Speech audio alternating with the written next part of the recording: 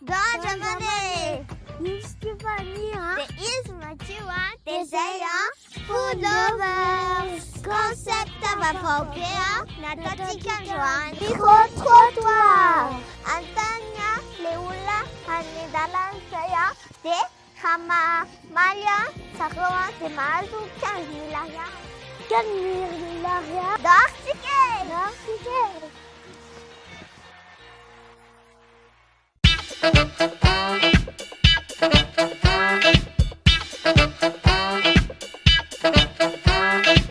Efa maheno an'ity mozika ho alefaka ity ianao a dia inona ny mpibatsaronao na hoe inona ny zavatra tsaronao na hoe inona ny zavatra tonga ao an-tsainao dia 10 secondes anao eritreretana ao.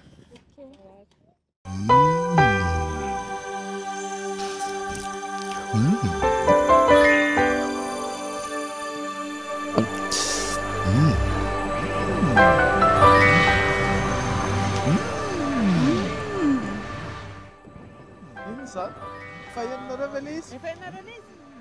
Ohatrany tsy tadidiko zao ohatrany tsy azoko inona hoe tsy mahasaraka azy hoy izy zay. Izy désolé. Fafantatrao bale izy. Aty bale izy.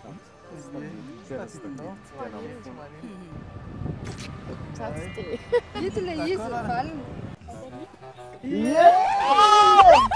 Benar pakai Indomie. Ah, bravo, bravo. Indomie?